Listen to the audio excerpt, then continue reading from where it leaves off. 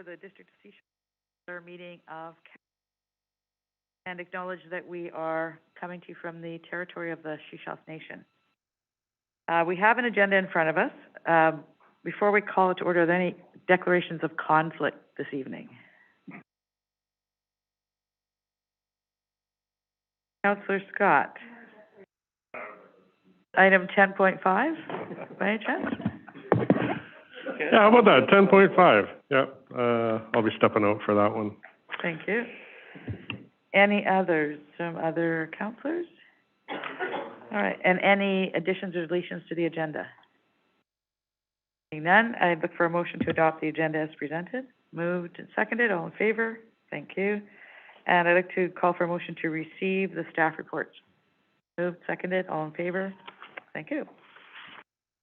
So we're going to move on to our appointments and delegations. We have Ross Powell and Diana Robertson, co-producers of the Seashell Arts Festival.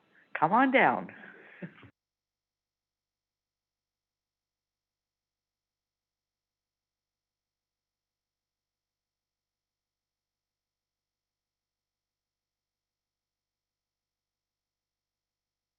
Hi. Good evening.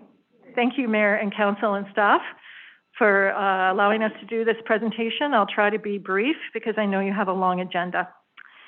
And I also have to figure out this without losing your attention.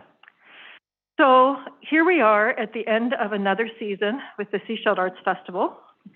It was a much better year than we had expected, considering that we were still operating under COVID restrictions.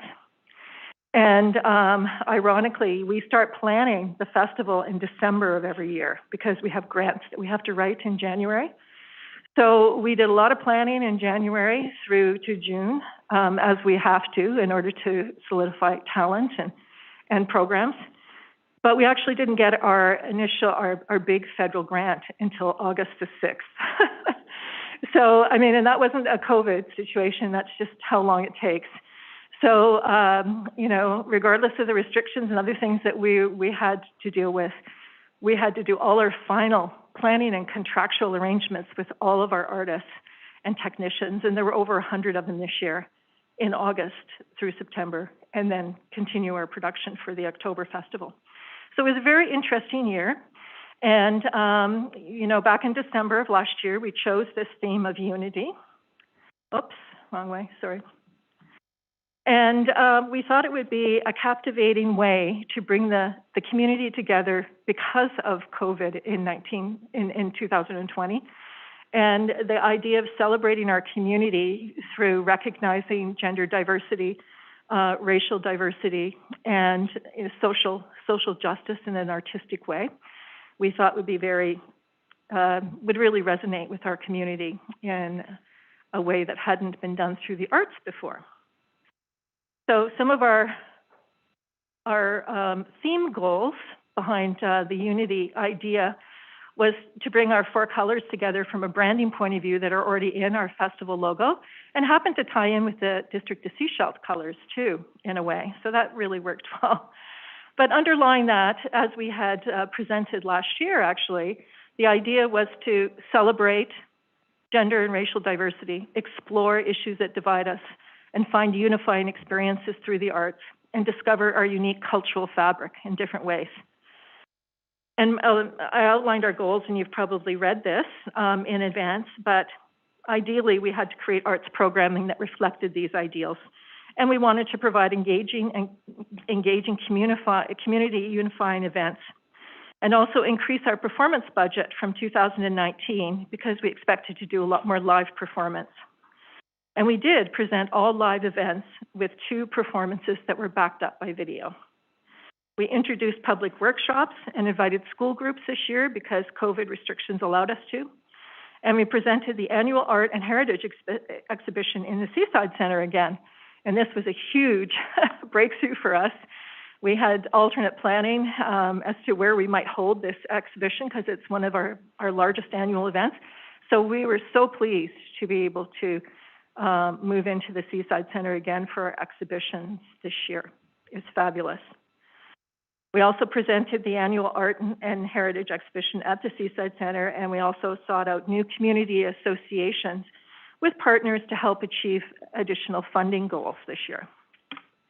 However, we did also have challenges, and a lot of them had to do with the fact that we were still in a fourth wave pandemic, and yet we wanted to present a live festival. And many people were still concerned about attending live theater venues. In fact, the Ravenscry Theater didn't even open until September, and we were scheduled to do events in October. Venue capacity was restricted to 50% occupancy, and that was lifted the last day of the festival, ironically, so that we knew would impact ticket sales. We had projected a much higher ticket sale revenue at the beginning of the year, but we settled on something that was reasonable, and we were very happy with the ticket sales in the long run. We also had to experience the untimely passing of our major theater lighting and technical director on the Sunshine Coast, who was dedicated to working out of the Ravenscry Theater. So we had to really scramble. It was only because other events had been canceled at Heritage that we were able to utilize some of their contract services. We also had to deal with vaccine passports for the first time. Our very first event, we were required to do vaccine passport checking. So we had to learn all about that, and we had to learn the new rules and how to stick handle that. We also still had to deal with social distancing and masks required indoors. And on the final weekend of the festival, we were rained out by an atmospheric river, which is still ongoing. And we had Patrick Wheeler here from, our MLA from Sunshine Coast, Howe Sound, and West Vancouver. And he just barely missed the lights going out at the Seaside Center when he visited our art exhibition. And then he came over to the theater, and our theater lights had gone out. Some of them had gone out because of a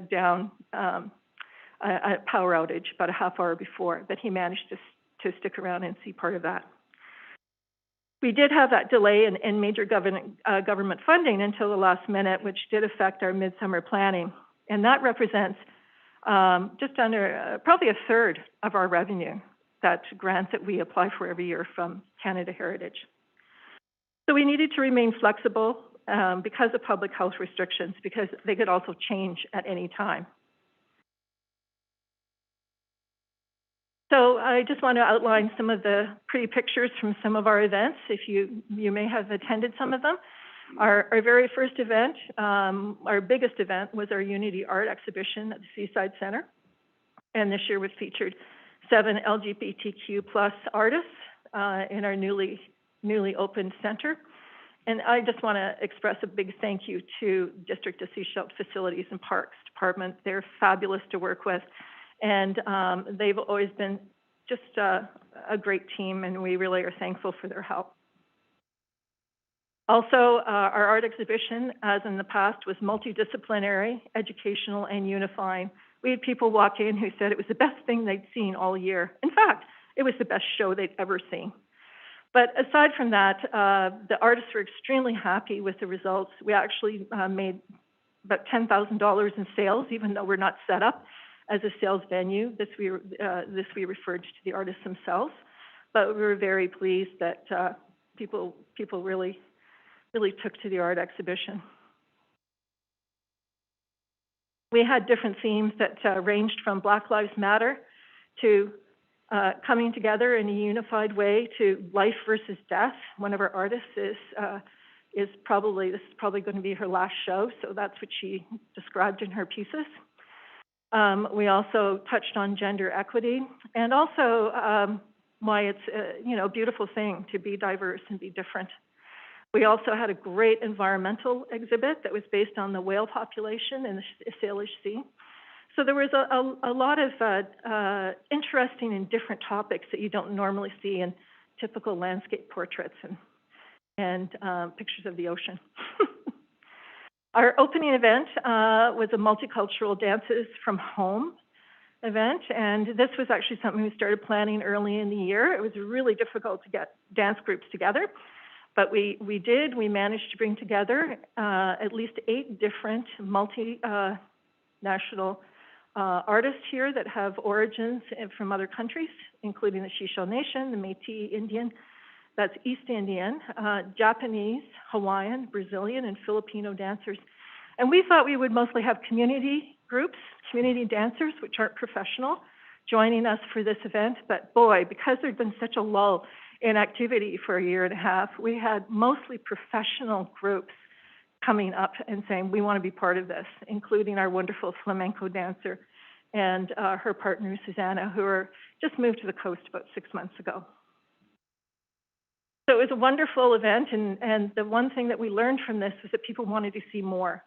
There hasn't been a multicultural event like this since 2017 on the Sunshine Coast. And when people were leaving, they said, boy, I just love that. I just want to see more. I'd love to stay for another 2 hours. As part of that, we also did a workshop on the dances of India, which was a bit of a seminar and a dance workshop at the same time. It was quite fascinating, actually. And then we also, in order to embrace and support our young artists on the coast, we had a lovely emerging artists live event, this time at St. Hilda's Chapel, and featured some of our emerging singer-songwriters. This was also supported by the Royal Bank RBC Foundation, who supports an emerging artist grant that we get this year and next year. So that was very interesting as well. One of the big highlights was our live performance event at the Ravens Cry. BC Music Hall of Fame inductee Marcus Mosley, who was electrifying and uplifting, and there were 2 shows, and each one of them was extremely emotional. He was a great artist, and he came with an ensemble of 9 choral singers, as well as his musical director and choral director. And they were amazing, fabulous performers. We had wanted Catherine Penfold to be part of that show, but she had to take a pass at the last minute. Marcus also provided a very informative choral workshop at St. Hilda's to about 50 people. And it was fabulous because he outlined the origins of gospel music and its transition to R&B and soul music today, as well as his own background, which is also fascinating. One of the other things that we pursued this year was the idea of Canoe Culture, which also to us had an inspiring message of unity, as in we are all in the same canoe and must paddle together to move forward. And this was an adjunct to the exhibition with the LGBTQ group downstairs. The canoe exhibition was upstairs. And a lot of enthusiasts on the coast, a lot of paddlers were very appreciative of seeing an exhibit like this. We also tied that into an author's talk on a book by Sanford Osler. He is not local, but he's well known in the local community of paddlers. And he has done an amazing anthology on the West Coast importance of the canoe over the years. So we had a great workshop with him as well. Another one of our premier events this year was a multimedia play based on the true story of a Canadian woman's rise to fame and fall from grace in a racially charged era of inequality. Now, this concept for this story came to us actually a couple of years ago, and it was something that we thought would be appropriate for this year, and we felt we had the capacity to actually co-produce it. But it was a fascinating story that integrated racial diversity and racial inequity and diversity and women's rights and you name it. It had everything packed into the script, and it was very well received. Also, some of our fabulous artists on the Sunshine Coast that played most of the main roles. It was also the first time that we actually were able to do a live theater event on the coast in 2021. The Heritage Playhouse had tried to do a couple of events, but this was a professionally produced event, not just a community amateur event. But even so, because of their own situation with COVID, they hadn't been able to do anything. So this was the first thing that we were able to present that was live on the coast.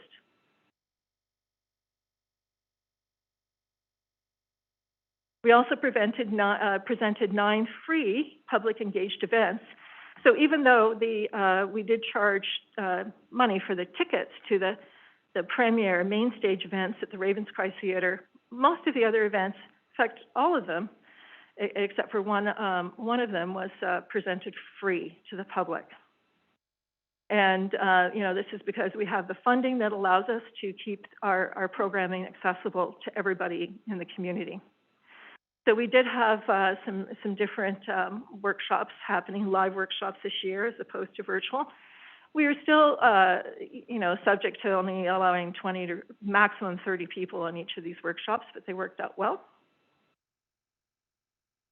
And we also, this year, for the first time, presented 2 authors' talks. The one that I mentioned before about canoe crossings, and this one by Valerie Mason-John, who's a resident of Gibson's, and has had several award-winning books that she's written. Her latest one called African Wisdom. And she is a fascinating person to listen to, and we are very excited to have her join us. The other interesting project, which I'm sure you've seen if you've been in the mall lately, is our Community Unity Mural, which we started in October, around October the 14th, and ended around November the 8th. And it was much bigger than we had anticipated, but we had over 195 people participate in this mural, which will be hung in the mall at a soon to be approved location. So from a community impact point of view, we had over 2,500 people attend our live performances, our live events, and probably another 500 to 1,000 that saw voices on and dances from home on Coast Cable. We're not too sure what those numbers are. So we probably had about 3,500, almost 4,000 people engaged in the festival this year. We also, even though we had 50% limited theater capacity, we still achieved $15,000 in ticket sales, which is great. We contracted 56 artists and performers, plus 39 technical or special crew members, set designers, costumers, videographers. So we actually employed a total of 95 people through contract or honorarium, opposed to amateur productions that are usually done on the coast. We engaged 8 self-identified LGBTQ plus and 15 BIPOC artists and performers altogether, and we recruited 15 dedicated volunteers to assist as docents and front of house. We also successfully increased our budget to pay for additional artists and crew, and we collaborated with new community partners such as the Sunshine Coast Welcoming Communities for Dances from Home and the Driftwood Players Society for the Voices production. In fact, we went through well, not Seashell, but an associated nonprofit, the Sunshine Coast Dance Society, actually applied with the Driftwood Players Society to assist with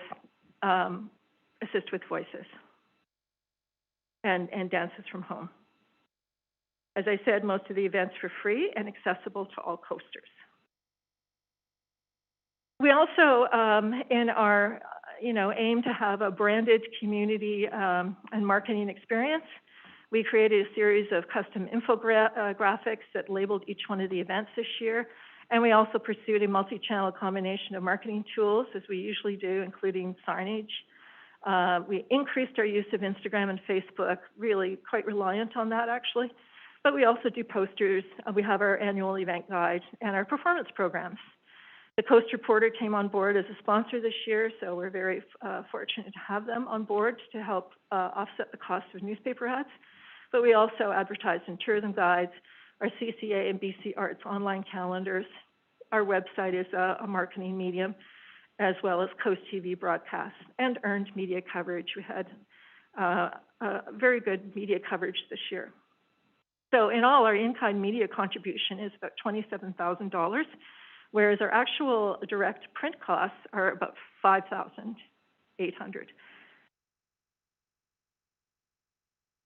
Just an example of some of the effects of our Instagram and Facebook program. We had a total of 17,000 organic post and paid engagements, primarily through September and October, even though we start the program quite heavily in August. And that's great. We did a little bit of paid advertising we could do more, but most of it is organic. We also got a good cross-section of stories. We had 4 stories through the festival period, September the 28th to October the 24th, so we're very happy with that. They basically covered us, gave us a good story every week. And we also had a fun little thing called Silly Walks, which you probably noticed outside with great little signage, and that was Ross's idea. He's sitting behind me. Great.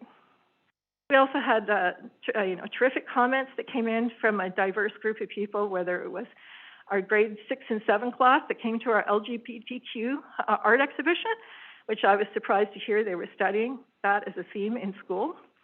And it was quite a cross-section of comments from different people, whether it was the Dances from Home event or the Voices play production or art exhibition or Canoe exhibition, whatever it is. We usually get great reviews every year, and including a lot of people who really were out for the first time to a major event like this, having been shuttered because of COVID during the last year.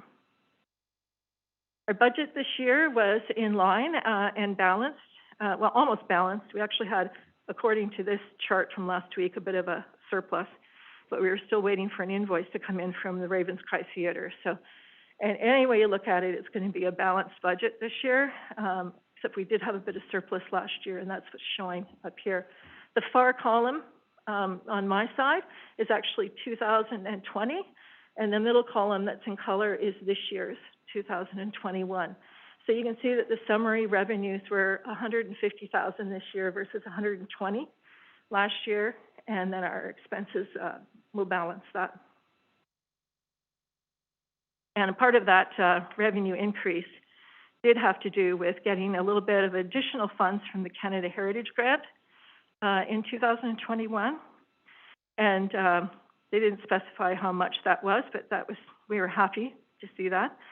We also were able to actualize a full BC Arts Council grant of $5,000. Usually it's a little bit less.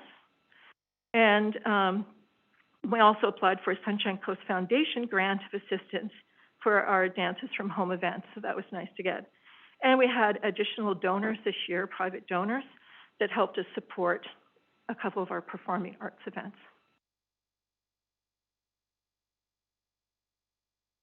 And we always like to recognize the wonderful supporters that we have. Our supporter list is very similar to last year, but we were happy to have everybody back. And with the recognition of District of Seashell as our presenting sponsor, of course. And also, we have a long list of other people to thank that helped us in numerous ways, whether it was in kind or through donations, or helped us apply for some grants. And I'd also like to thank our committee that helps us apply for the Canada Heritage Grant and really acts as an advisory committee. We have a committee of 7 individuals from the community, and in fact, we'll be meeting with them next Tuesday to review the final report as well and talk about next year. So now we're looking forward to 2021. And as in the past, we've actually been thinking about 2022, and sorry, not 2021, 2022. 2022, we've even been thinking about 2023. And we will be talking to our advisory committee on Tuesday about some of these ideas. But specifically for 2022, we've thought of, looking at ways that, how can we engage our neighbors with climate change being so top of mind these days? But, not in a negative way, but in a positive way. What can we do as individuals to make a difference? And I think a lot of people always ask that all the time. And we thought of this idea of upcycling. It's a combination. You've got your reuse, your reduce, your recycle. But upcycling is something quite different, and it's a wonderful thing to adapt to the arts. And the idea of taking old discarded objects or material or concepts or music, like you name it, and taking it and combining it in such a way as to create a product of higher quality or value than the original. It's actually an idea that started in fashion a few years ago, and would actually make a wonderful fashion show, by the way. one of the ideas that we're thinking of. But when you start to tie it out and string it out into different areas, it really covers a lot of interesting possibilities. So once again, the idea of whatever theme we choose is to engage the community in a thoughtful, innovative way. And in this case, upcycling different versions of art, whether it's visual art, music, dance, or fashion, and creating new multidisciplinary events and messages from old creative content or cultural beliefs could be a very innovative way to look at arts and culture next year. We've even thought of some different ideas. There are many, like a repair cafe workshop, which is actually something that was started in Gibson's a couple of years ago. Collage art is a perfect example, transforming traditional stories and dance into a new hybrid presentation. The fashion show idea, a curated art exhibit featuring repurposed objects and materials. Ross is talking to some people from the Squamish Arts Council that have a ready-to-go art exhibit that's about the things that they've dug or they've gone down and dived for in Britannia, in the Britannia Beach area, and then they've created amazing art installations out of it. Concert band performing with instruments created from trash. We've got lots of great musicians. They would love to have this kind of challenge, to do something that would be really entertaining, but using old oil drums or barrels or cigar box guitars. New music created by combining different genres or languages. That is another interesting way. Even upcycling your furniture in a workshop.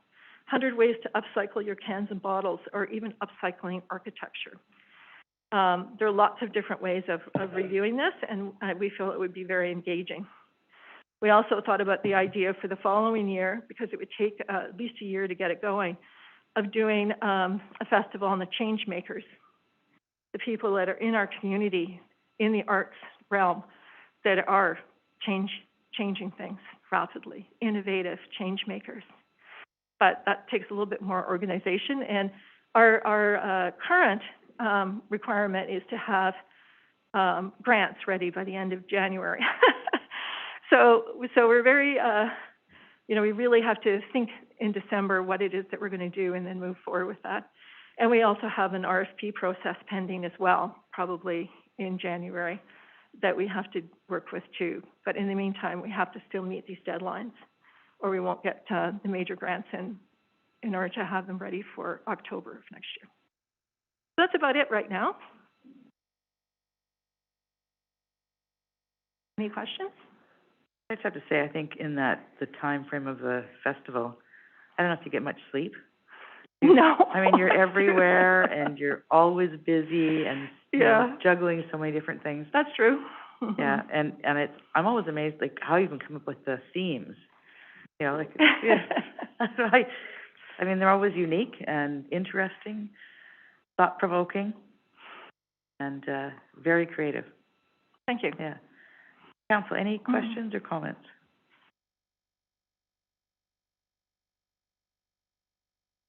I said it, okay. Councillor Lang. There we go. So does this organization run as a nonprofit organization? Actually, we're not a nonprofit. We are an unincorporated group, basically, but we are, we do have an advisory committee of 7 people from the community, mostly with an arts or education background, and Siobhan Smith is one of those members of that committee. And they're there really to help us apply for our Major Canada Heritage Grant as an unincorporated group, because that's allowed. Where we have a stumbling block is because we're not a nonprofit, we can't directly go out and apply for certain grants. We have to apply through other organizations on the coast that are willing to do that and work with us in a collaborative or a partnership way. And we have talked in the past about incorporating this festival as an entity, but it just hasn't happened for whatever reason. We'd love to do that. We've thought about it. There are pros and cons to everything, but yeah. Welcome. Thank you. Council, any other questions? All right. Okay. Thank you. Thank you. You're welcome. Thank you. Thank you for all you do. It's always amazing. I always enjoy coming to the events. Right. And we look forward to next steps. I think you're going to be coming back to us and talking about contracts, et cetera? Yes. Right. Okay. Thank you very much. Okay. So moving on, we have no proclamations. Number 5.1, adoption of the minutes of the 7 p.m. regular council meeting of November 17th. First, are there any errors or omissions in the minutes? Seeing none, I'd look for someone to move adoption. Moved, seconded, all in favor? Thank you. And then the minutes of the 3:30 p.m. meeting of council of November 24th. I'd look for adoption of those. Moved, seconded, all in favor? Thank you. Any business arising from the minutes?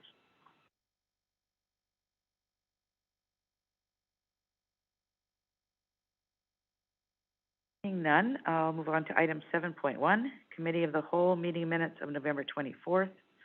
These are for receipt and endorsement. First, any errors or omissions in there? Seeing none, I'd look for a motion to receive and endorse. Moved, seconded, all in favor? Thank you. Moving on to item 8.1. Yep, Councillor McLean. Yeah, sorry, I didn't catch this earlier, but we do have an external guest, so I was wondering if we wanted to bump them up the agenda or wait until 10.1 for that. Colliers.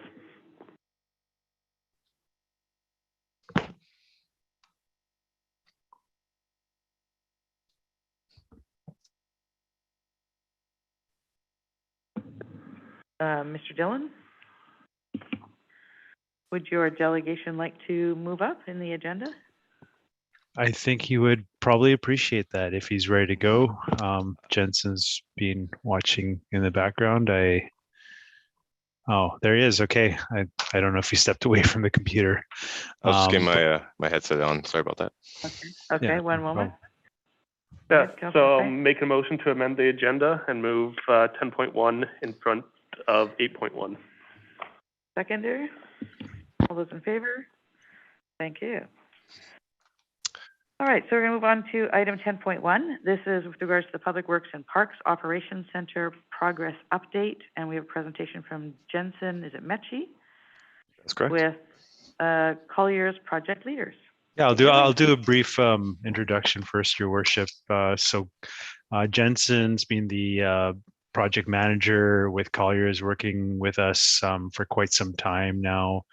I can't even recall when he started working on it. I think it was back in the summer for sure. And getting us through every stage of this project and coordinating all the engineering consultants and working with the design builder. So he's based out of Vancouver and is joining us today to give us an overview of where the operations center is in terms of progress right now, and share with us some preliminary drawings and talk about some of the timelines going forward on what we can expect. So with that, I'll turn it over to Jensen for his presentation. Thank you, Karen, and thank you, Mayor and Council, for this opportunity to speak with you. If you don't mind, I'll share my screen as I have a brief slide presentation to take you over the Operations Center project.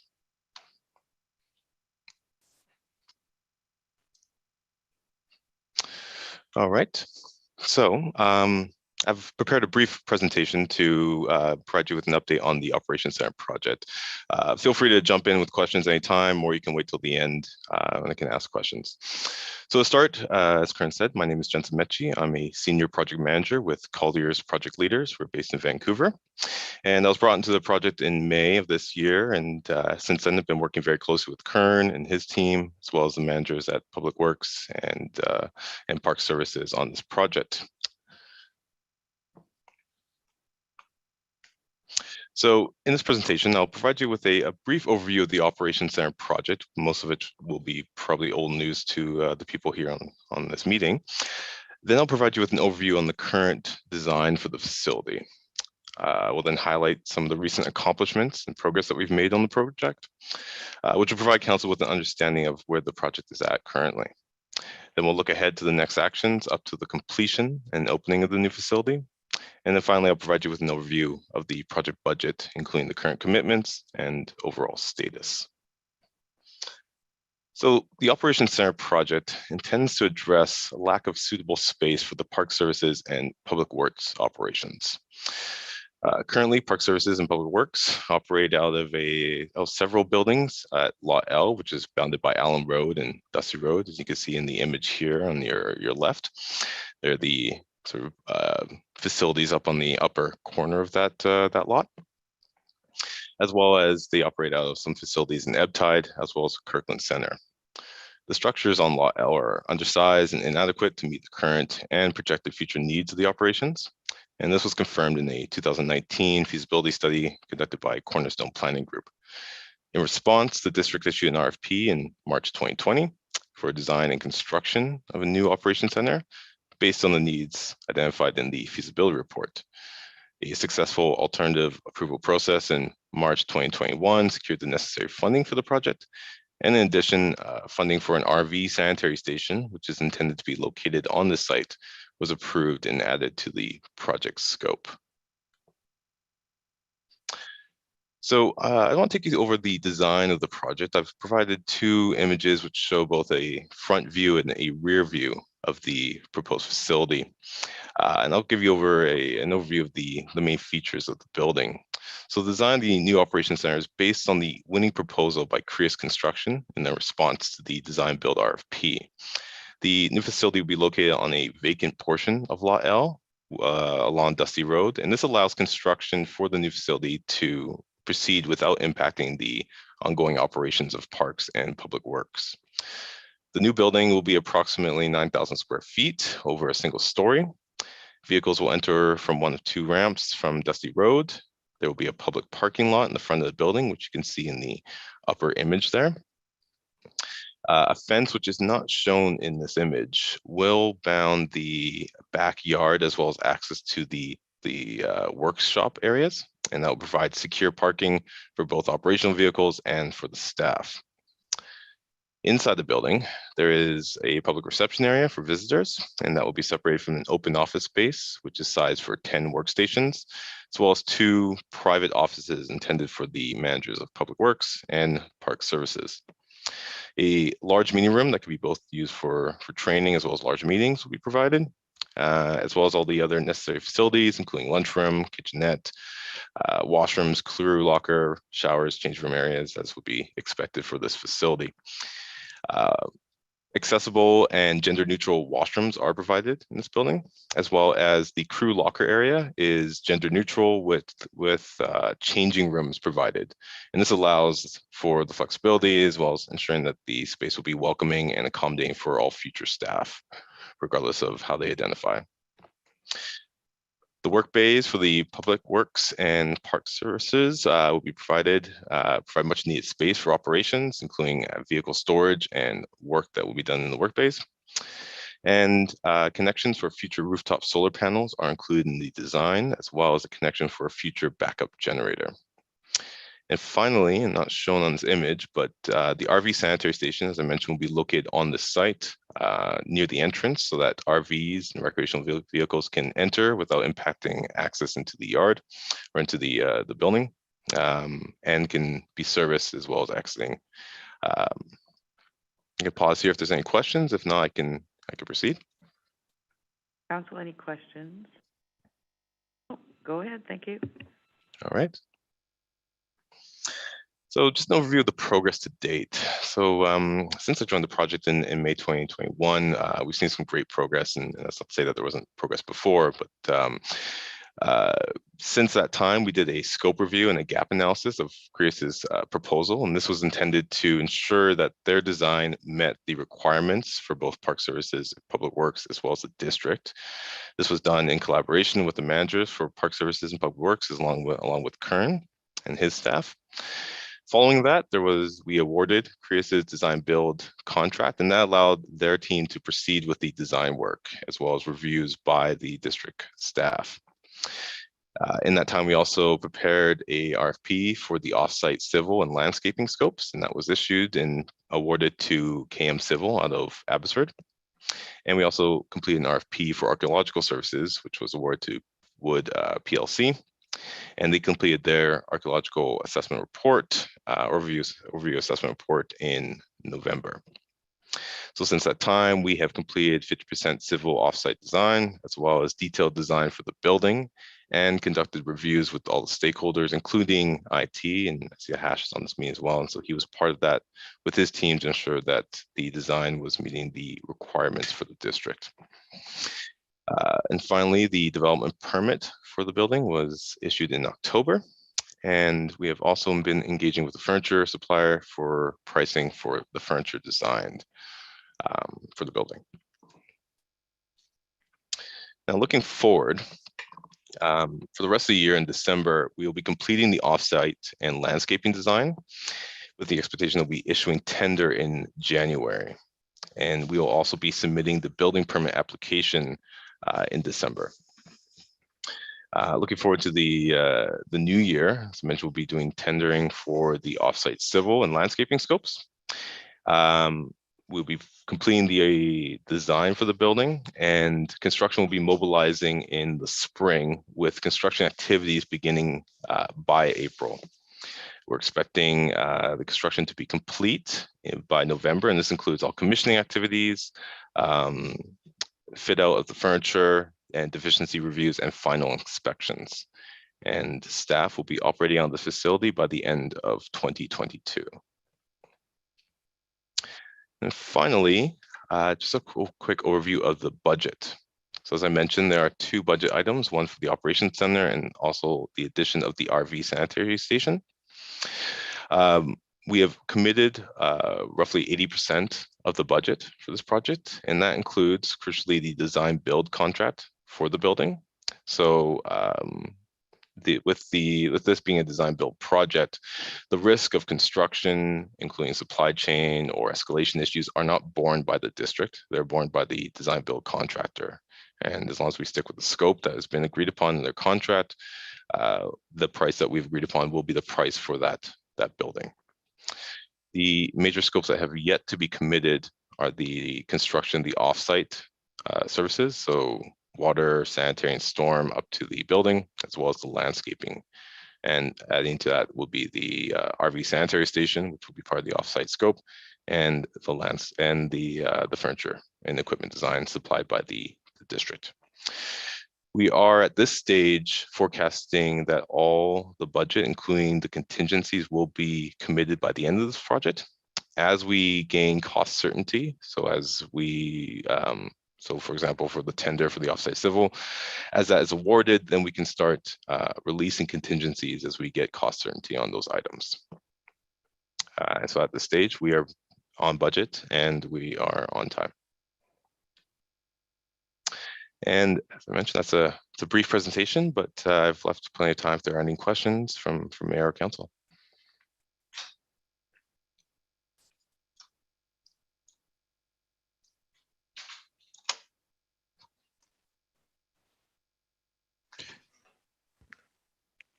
It's been a long day, Jensen, so perhaps there's not too many questions today, but I'm here to answer them as well if you have any of me as well.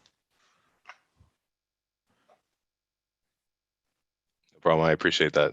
It's a long day and a lot's going on. Okay, then. Well, thank you very much, Mayor and Council. I really appreciate this opportunity to provide you with an update on this project. And of course, if there are any questions, you can provide them to Kern, and I can support him in answering them, or you can go. Well, I guess probably go through Kern would be the best way. Thank you very much.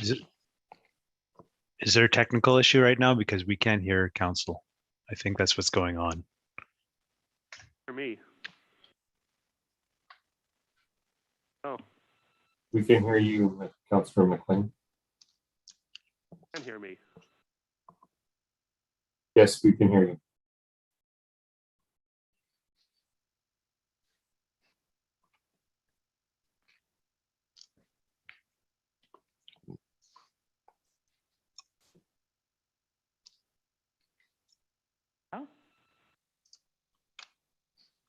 Hello.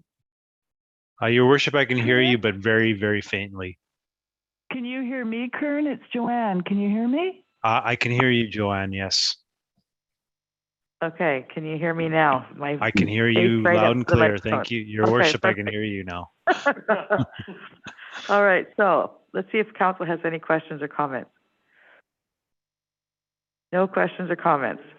So the comment I had made was that I think our Public Works and Parks staff are watching this with a lot of anticipation. It's been a long time that they've been working in the facilities that they're in.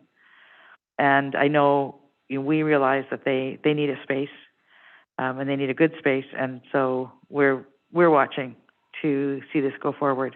And we look forward to having them move in the next year. So thank you for what you're doing. We appreciate the work.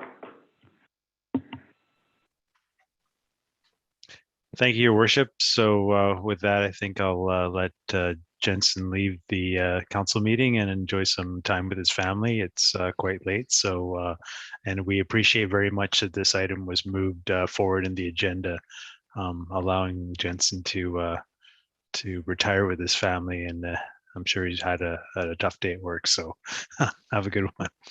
Thanks, Jensen. Thank you again. Thank you. Bye. Okay, we'll move on to item 8.1, Solid Waste Collection, Control and Disposal Bylaw number 598, 2021. And I will do yours. Oh, Corporate Officer, over to you. Thank you, Your Worship. Item 8.1 is before council this evening. It's solid waste bylaw, and it's in front of council for consideration of adoption. It was given 3 readings at council's last meeting, so it would now be appropriate to consider adoption. One note, we noticed at the last meeting that there was one typographical error in section 4A where the word "or" should have been the word "for," so we've corrected that typo. Thank you. Thank you. Council, there is a recommendation on page 79. What would you like to do? Councillor McLean? I'll move recommendation 2 that council proceed with adoption of solid waste collection, control, and disposal bylaw number 598, 2021. Is there a seconder for the recommendation? Seconded. All those in favor? Thank you. Moving on to the bylaw. Sorry? Opposed? Okay. Would you like that recorded? Yes, please. Okay. Thank you. Item 8.1B on page 81. This is District of Seashell bylaw number 598, 2021, a bylaw to provide for the control, collection, and disposal of solid waste and recyclables. And I would look for someone to move adoption. Moved. Seconded. All those in favor? Thank you. Any opposed? Would you like that recorded? Yes, please. Thank you. Moving on to item 8.2. This is on page 94. This is the Fees and Charges Amendment Bylaw number 575-4, 2021, and over again to our corporate officer. Thank you, Your Worship. This bylaw again, Fees and Charges Amendment Bylaw number 575-4, was considered by council at its last meeting and was given 3 readings. Once adopted, this bylaw will affect modifications to the solid waste program fees by way of an additional Schedule H that's been attached, and we'll also modify Schedule B, which is our administration fees, by adding fees for our community dedication program. My report, thank you. Thank you. Council, what would you like to do with the recommendation on page 94? Councillor McLean? I'll move recommendation 2 that council proceed with adoption of Fees and Charges Amendment Bylaw number 575-4, 2021. Is there a seconder for the recommendation? Seconded. All those in favor? And opposed? Councillor Toth? Yes, please. And we'll move right to the bylaw. 8.2B on page 96. This is District of Seashell Fees and Charges Amendment Bylaw number 575-4, 2021, a bylaw to amend fees and charges for certain district of Seashell municipal services. I'd look for someone to move adoption. Moved and seconded. All in favor? Thank you. And opposed? Councillor Toth. Thank you. Moving on to item 8.3. This is Council Procedure Amendment Bylaw number 568-3, 2021. And again, corporate officer. Thank you, Your Worship. Again, this Council Procedure Amendment Bylaw number 568-3 was considered by Council at its last meeting and was given 3 readings.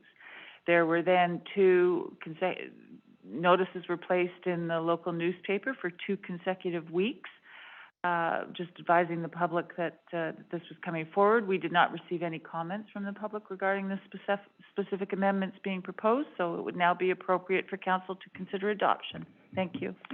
Thank you. So again, recommendation on page 98.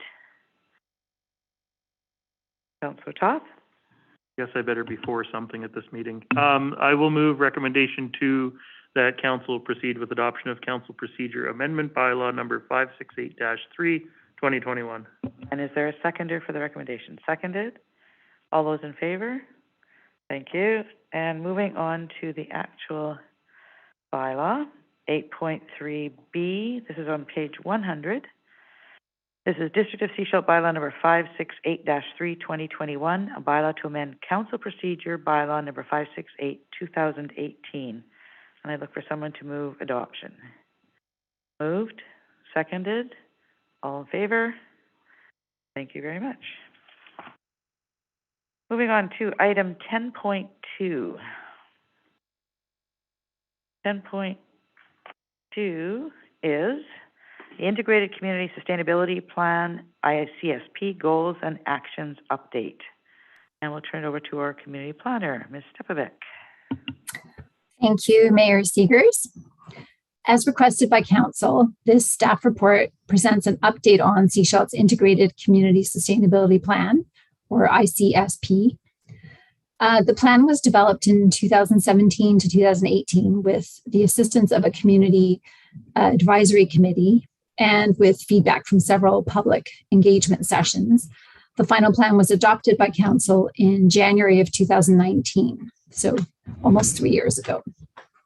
This is a high-level strategic document.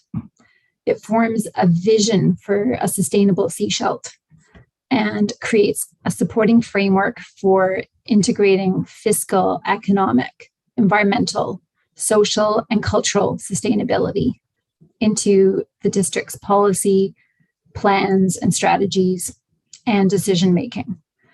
So it's not just a corporate sustainability plan.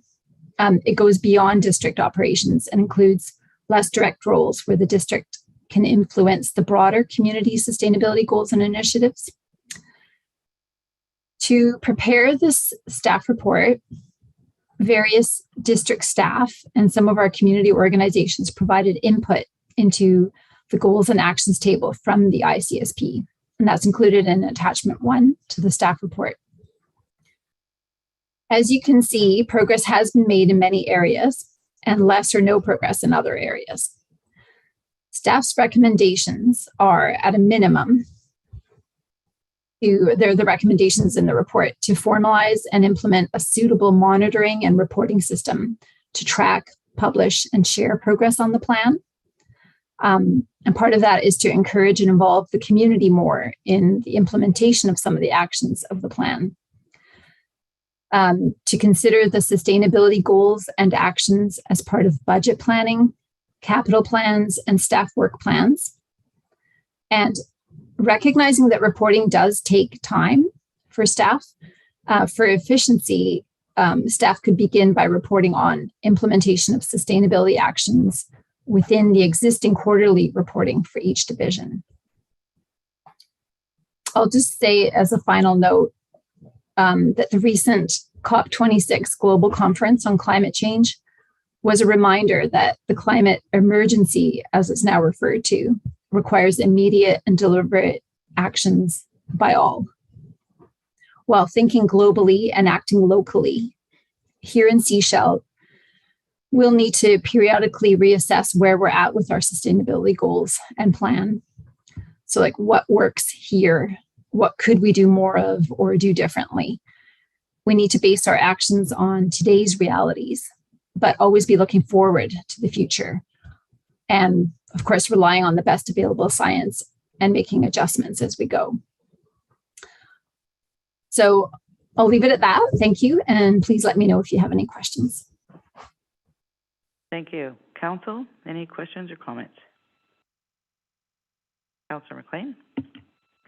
Yeah, I just want to thank you for putting together this report. Personally, it's going to be very helpful when I communicate with citizens about what we're doing. I like some of the recommendations that have been proposed, but I noticed one recommendation that is in the report that isn't in the recommendation section. That's adding specific headings to council agendas on environmental implications and social implications. So I'm wondering if we could maybe add that as a council resolution, or if maybe someone would like to speak to why that isn't included in the recommendations from the report.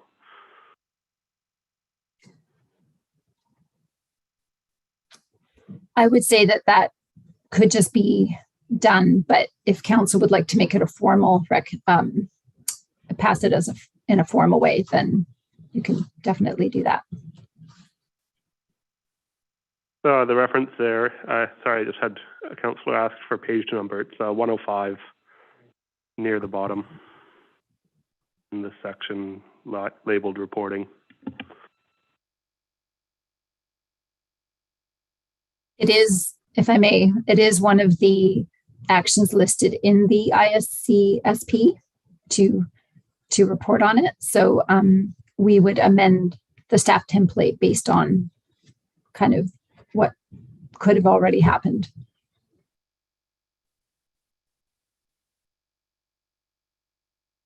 All right, council, where would you like to go? First of all, any other questions or comments on the report that's in front of us? And then we'll look at what recommendations we want to make. I think actually having this in front of council and staff and the community on an ongoing basis, we'll actually see that we're actually making progress in other areas that we may not have recognized it in the past.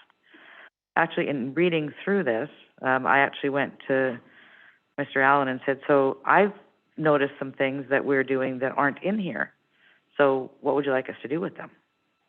Do we bring them forward? Do we just kind of wait till the next time around, or how do we deal with that? So it just, I think it's raising awareness, because if we focus on it, we'll actually make it happen, right? If it's in the background, we won't. To Councillor McLean's comment about modifying the templates, I would suggest that we modify them after the next quarterly report. I'm in favor of having them on there. I think if we have this report coming back to us at the next quarter, that would give staff some time to become familiar with the framework and what has to be reported, so that when they come forward with their quarterly report, if it's in there, it will actually be a way for them to have the information. I mean, if we're looking at implementing it and it shows next week, I mean, that's going to maybe a lot of work for them to actually get that into place. Following the next quarter would give them just some time to get some familiarity as well. But it's up to council where you want to go with this. Any other questions or comments? Okay, so there are some recommendations on page 103. What would you like to do? Fine. Yeah, just in reading the recommendations again, I think number 2 really covers this off, the item about including in reports. So I think if we move recommendation 2, it will cover off my intention. And I'll leave it to staff to figure out implementation details. So perhaps I'll move the 3 recommended recommendations. Recommended motions, I think is proper terminology. Yeah. Recommendation 2, that council directs staff to formalize and implement a monitoring and reporting system to track, publish, and share progress on and involve the community in Seashell's integrated community sustainability plan Recommendation 3, that the Integrated Community Sustainability Plan goals and action be considered as part of budget, capital, and staff work plans. And recommendation 4, that the Integrated Community Sustainability Plan implementation measures are reported within divisional quarterly reports. Thank you. And is there a seconder? Seconded. All right. Any other comments or questions? Seeing none, I'd look for voting on this motion that's on the floor. All those in favor? I know, it's been a long few days. All right, we're moving on to item 10.3. This is 2022 Acting Mayor Monthly Rotation Schedule. So would someone like to move the recommendation? Moved, seconded. All those in favor? Thank you very much. Item 10.4. This is proposed 2022 Council and Committee of the Whole meeting schedule for 2022. And over to the corporate officer. Thank you, Your Worship. This item is before Council as required by the Community Charter, first of all, and also as set out in Council's procedure bylaw. Both the Charter and our procedure bylaw requires that Council set its meeting schedule each year and that meeting schedule be posted publicly. We do so by, once it is finalized by Council, we post it by placing it in 2 consecutive issues of the local newspaper and on our web page and on our notice board out front, as the procedure bylaw requires. I have set out in my report, I mean, basically this schedule is still continues to have council meetings on the first and third Wednesday of each month, and the committee of the whole meetings on the alternating Wednesdays. I've set out some exceptions to that where we have recommended not scheduling the meeting as it conflicts with either vacation or other commitments that council usually participates in. And I'd be pleased to go through those if you'd like, or answer any questions. Thank you. Thank you. Council, any questions or comments? Ryan? Yeah, I just want to highlight that October 26th, there is a committee of the whole meeting scheduled, but that is after the election. So it would be with the current council, not the new council. That's correct?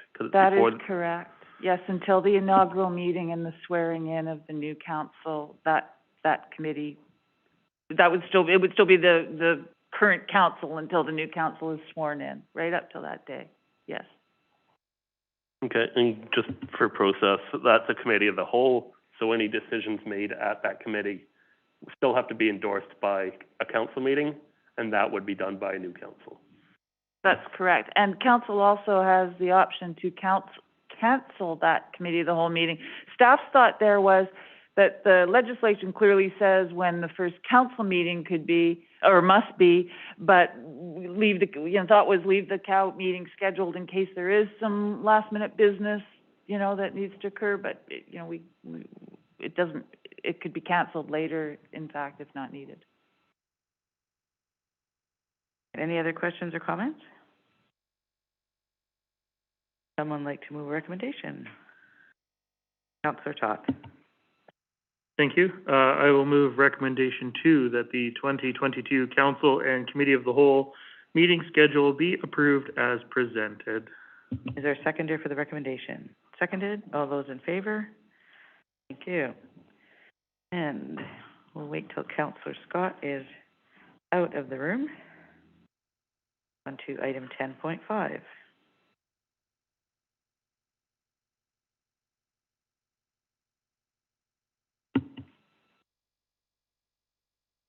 Yes. All right, item 10.5. This is Seashell Airport lease assignment of agreement for Braithwaite and Scott, and corporate officer. Thank you, Your Worship. So yes, the purpose of this report is for council to consider the Seashell Airport lease assignment of agreement that has been attached to this report. For a little bit of background, the original main lease agreement was entered into with Mr. Braithwaite and several other parties dated January 1st, 2001 for a 20-year term, which would have expired on December 31st, 2020. There was a modification agreement made and approved by council in January of this year, adding Mr. Beat Meyer as a licensee. And at that time, the main agreement from January 2001 was also extended. It was approved by council to extend the term for a further 5 years from January 1st, 2021 to December 31st, 2025. Recently, the district was informed that the estate of Frank Braithwaite sold their portion of the hangar to Eric and Patricia Scott. It would therefore be appropriate to basically change the names of the licensees on the agreement, and that can be accomplished with this assignment of agreement. It's therefore in front of you for your consideration of approval. Thank you. Thank you. Council, any questions or comments? Councillor Lamb? I'm just wondering, so is this just like a renewal of the old lease, or had you changed some of the wording in the new lease?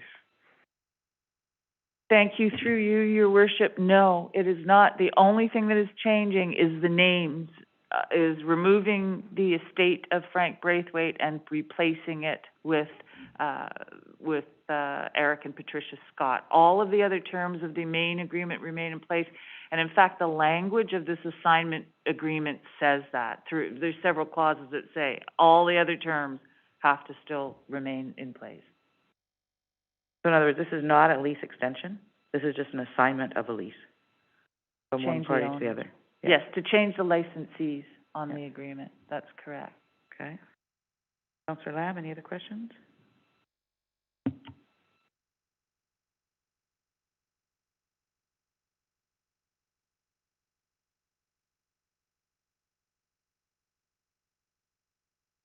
Okay, well, I'm just, so in the lease, does it, require that the hangar be used as a facility for an airplane only, or airport related? Yes, the original main lease does make it clear that the land is to be used only for a hangar and for airplane use. Yes, it does. It's one of the same template leases from the past. That's great. Thank you. Thank you. Any other questions or comments? All right, there is a recommendation on page 136. Councillor Kuster. I'll move recommendation 2 that the assignment of agreement between the estate of Frank Braithwaite, assigner, Eric and Patricia Scott, assignee, and the District of Seashell be approved as presented. Further, that mayor and corporate officer be authorized to execute the assignment of the agreement. Thank you. Is there a seconder for the recommendation? Seconded. Any other questions or comments? All those in favor? Thank you. Wait till Councillor Scott comes back in the room.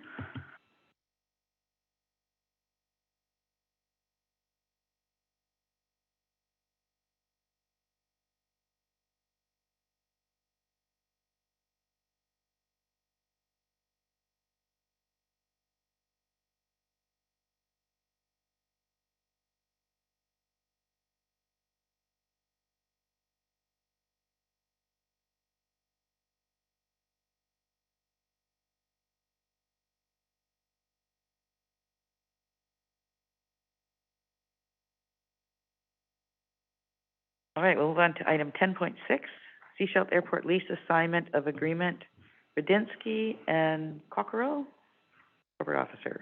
Thank you, Your Worship. So this is an assignment of agreement, this is an assignment and modification agreement. And the purpose of this report is for council to consider approving it.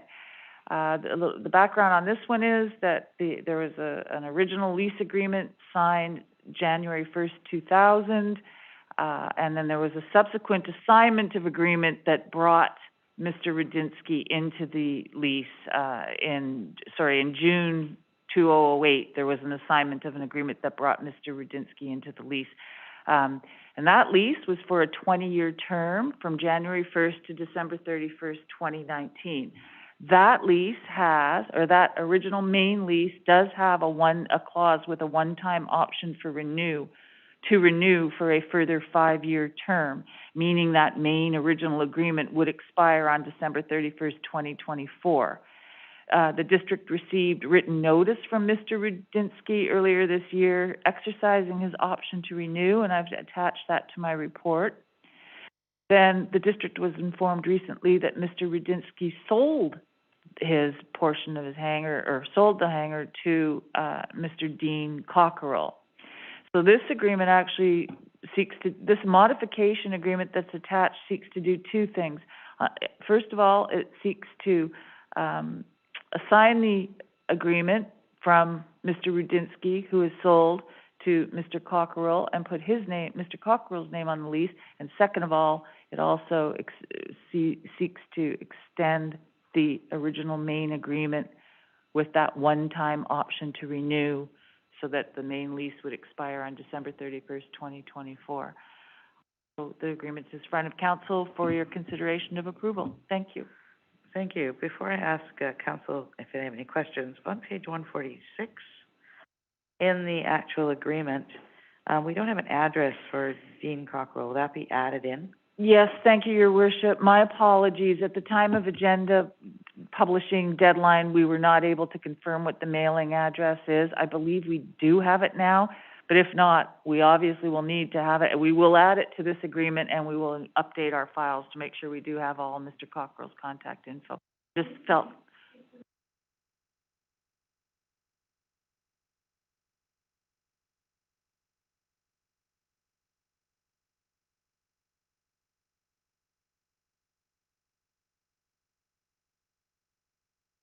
we will ensure it's the correct. There may be a typo. We will ensure we correct it so that it is, I see what you mean. In the recommendation, the name is spelt differently.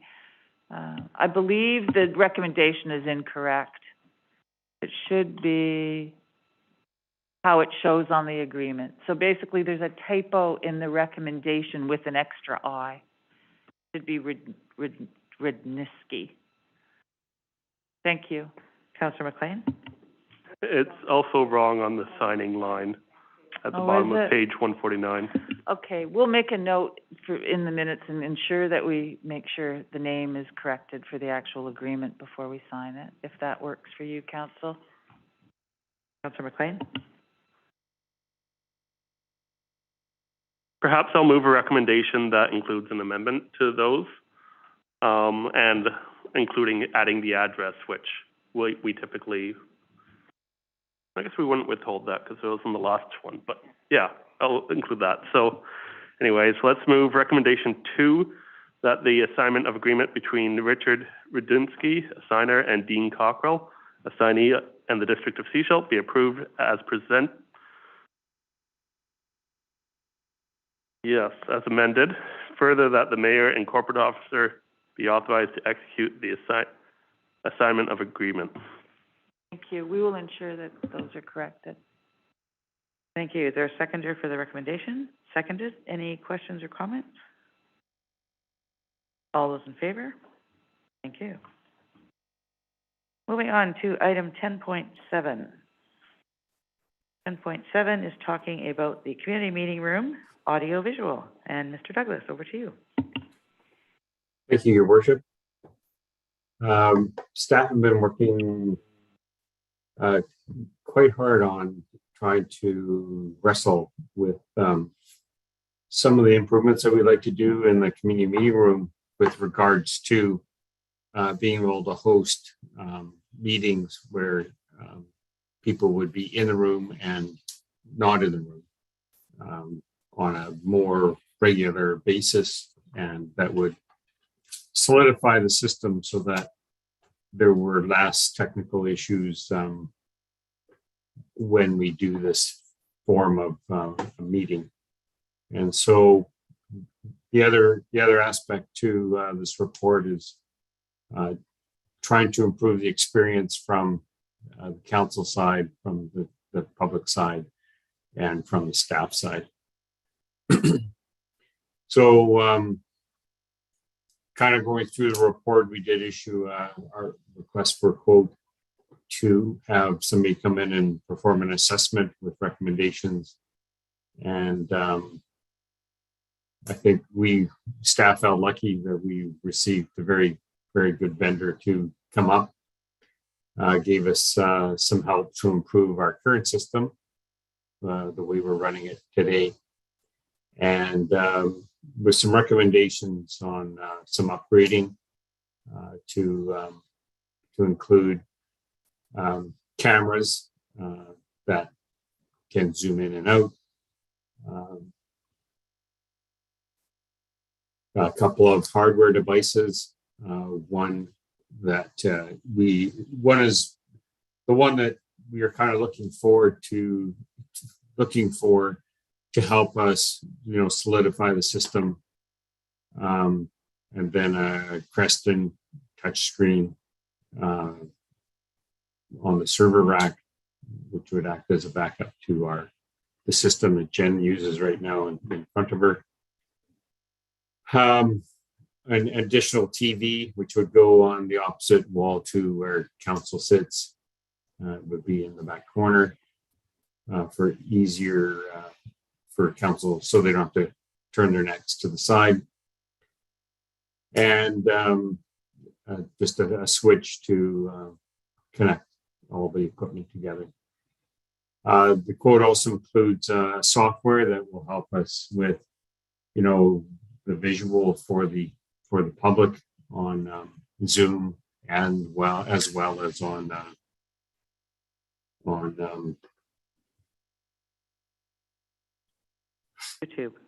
YouTube. Thank you very much.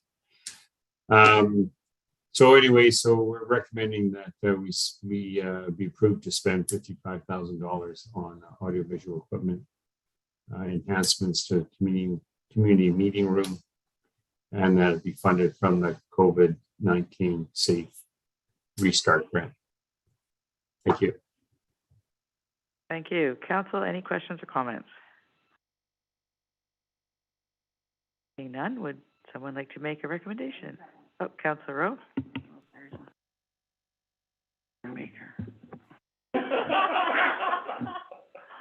It's been a long day. So 2 days of budget meetings, we had a member of the public who named Eileen watching and was requesting that they would be able to see how each of us voted. Would any of these improvements allow that to happen on YouTube, or is that totally driven by how YouTube, or is it driven by the fact whether we're screen sharing at that time? Because Eileen needs to know. I believe the software that we're looking at, I believe, has that capability, and so a lot of municipalities are heading that direction. It almost like whenever council votes, a box comes up on the screen and shows each name and whether they voted yes or no. And so it's kind of the direction that we're going to be heading.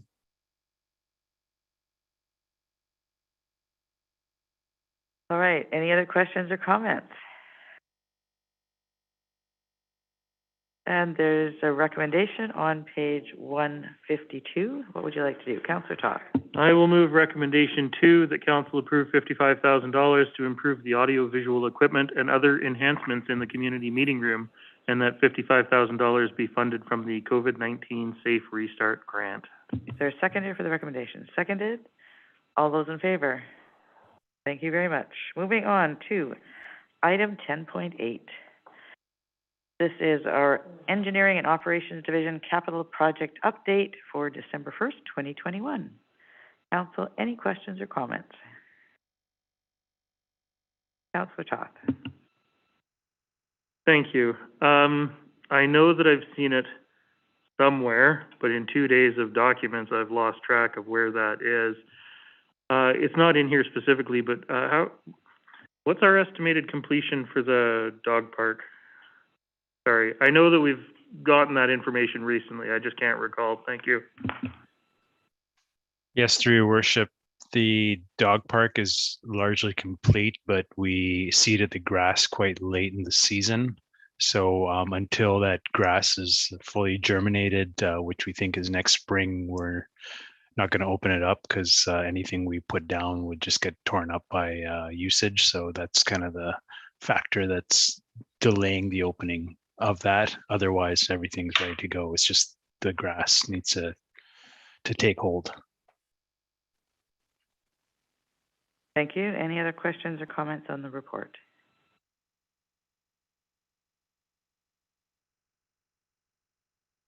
Fine.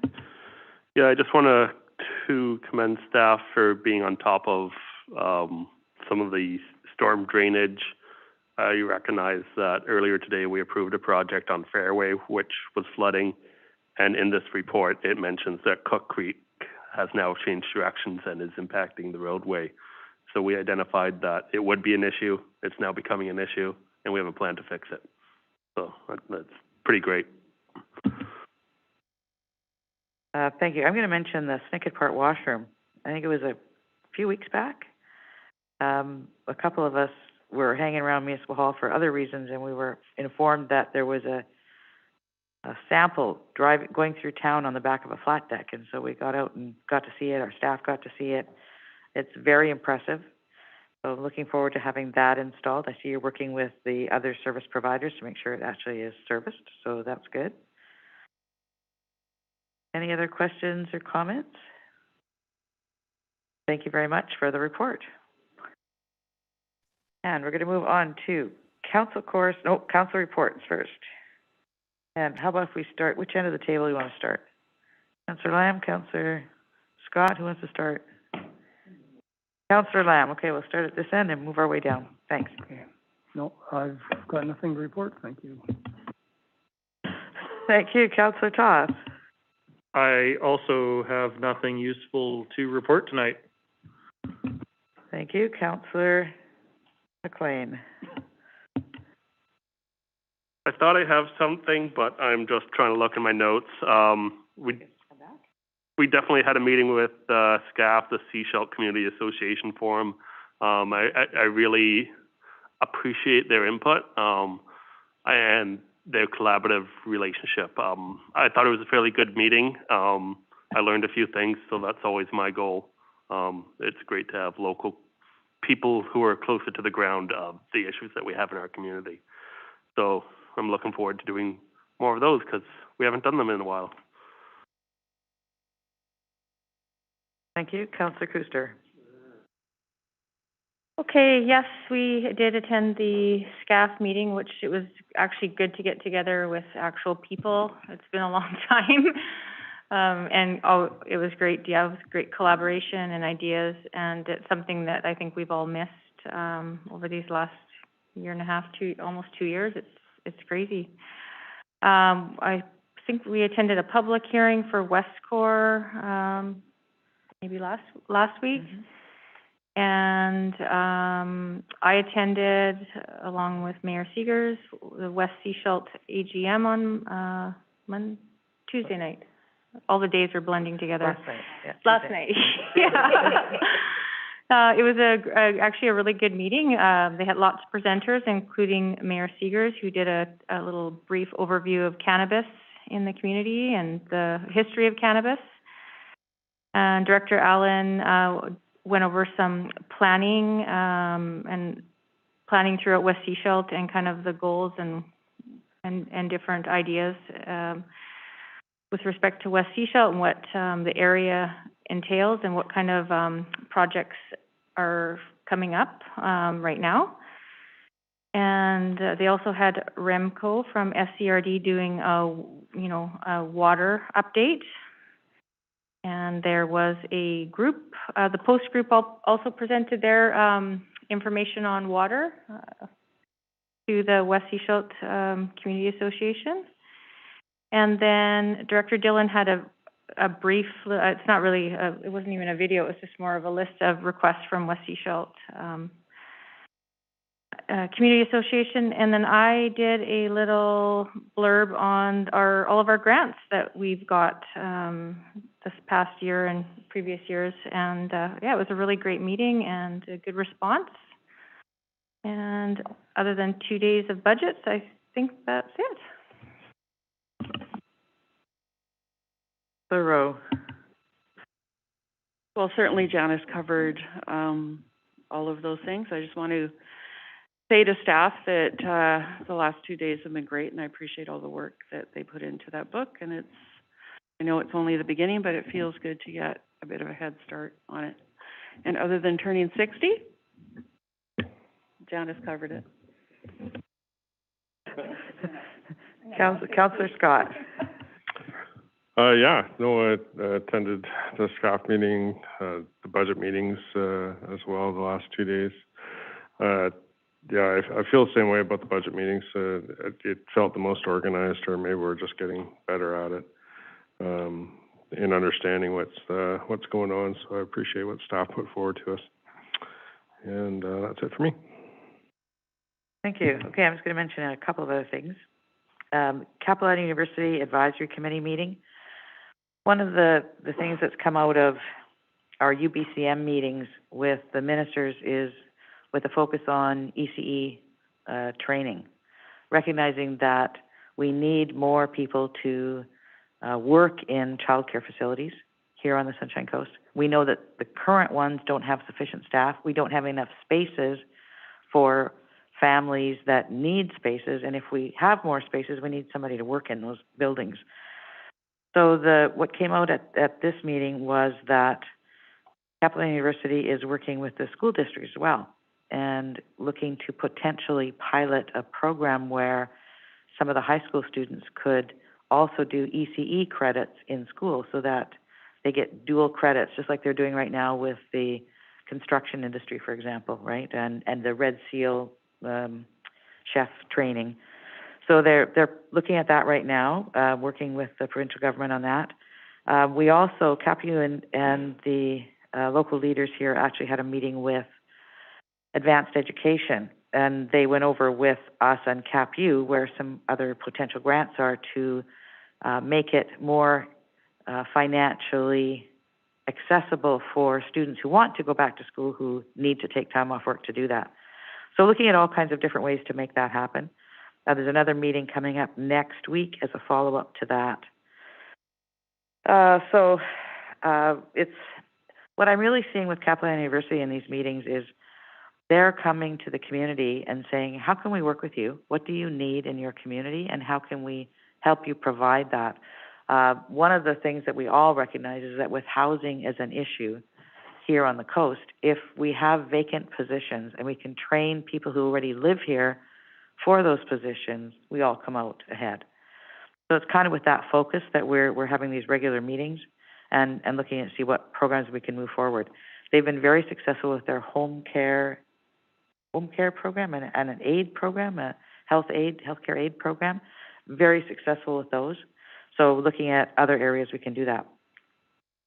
I've had a few meetings with Island Coastal Economic Trust, one with the board of directors, and then I'm on the recruitment team for the new CEO. The chief administrative officer has given her notice. She's going to be retiring this coming year, and so we're looking for a replacement. We actually had about 70 applications for the position, and we narrowed it down to a good, solid group, and we interviewed them this past Monday. So this is my third day in a row, so I'm a little punchy here. So we interviewed Monday. We'll have another day, and then we'll have a candidate there. I just want to mention a couple of events coming up. December 2nd, that's tomorrow night, and the 9th, we have Shop Hop in downtown Seashell. So stores will be open late on Thursday night. If you haven't done your Christmas shopping, get out and get your shopping. They'll have treats and hot chocolate, etc.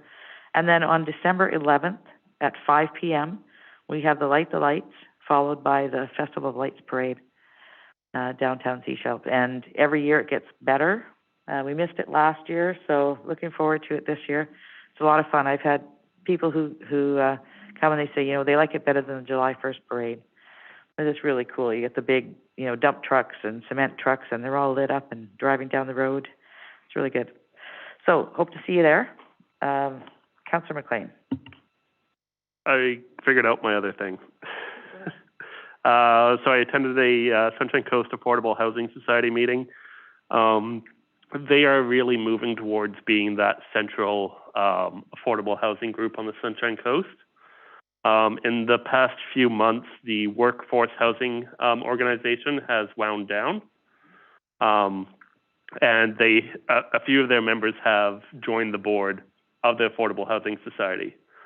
So David Reed, Colin Sansfield, and Kim Darwin are now on the board for the Affordable Housing Society.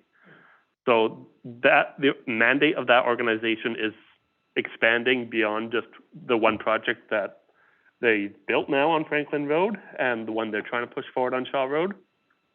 And they're working with, obviously we gave them a COVID grant for some of that coordination of the housing crisis, the SCRD did, and I think they're still working on that proposal for the tourism funds.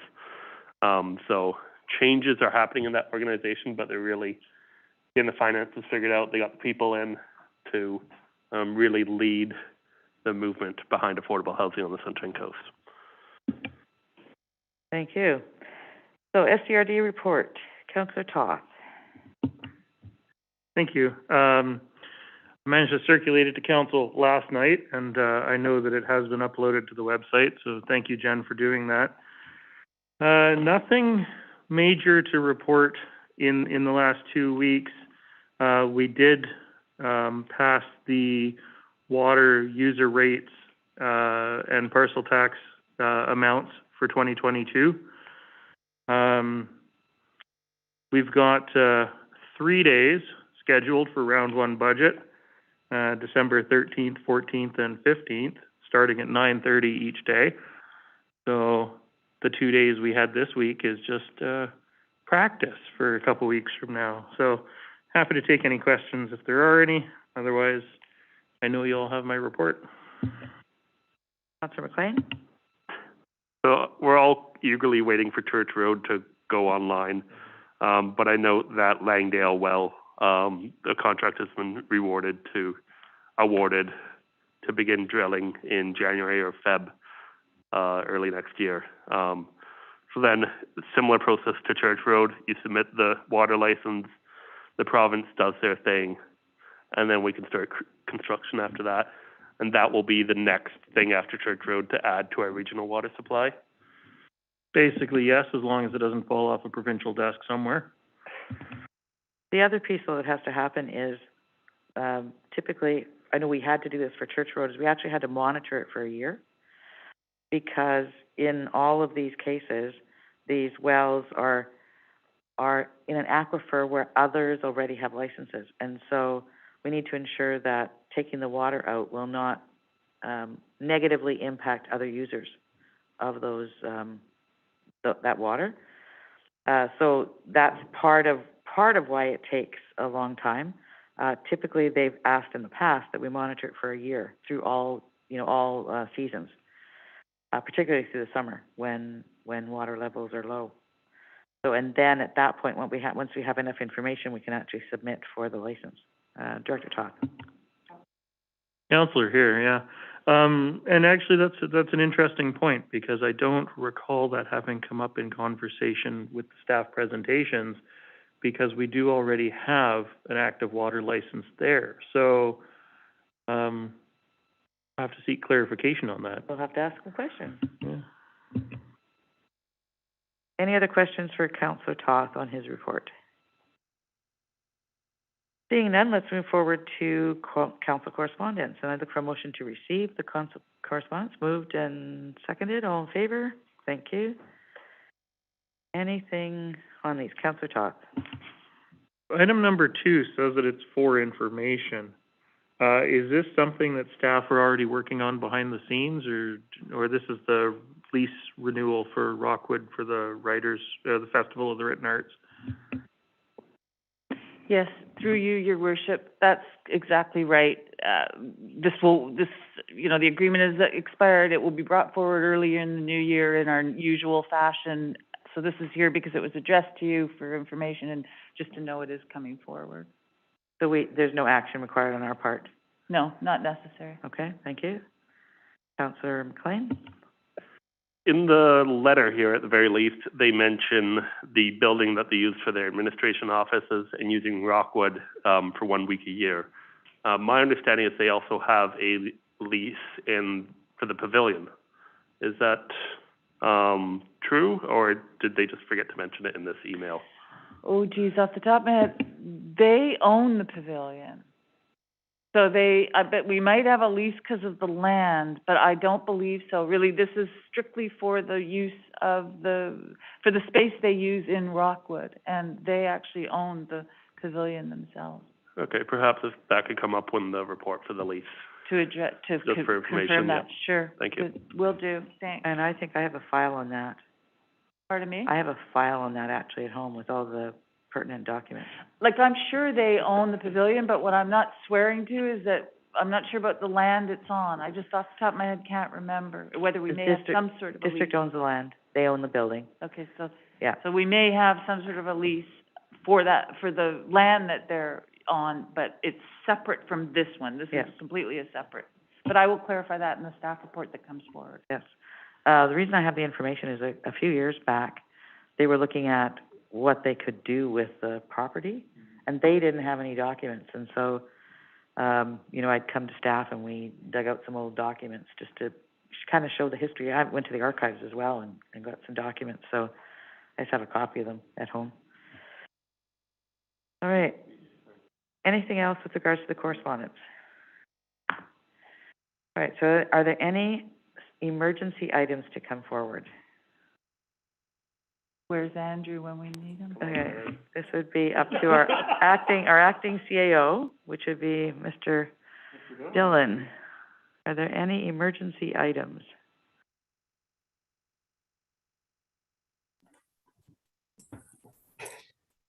Your worship, there's nothing. Thank you very much. All right, I'd look for a motion Adjourned. to adjourn. Moved and seconded, all in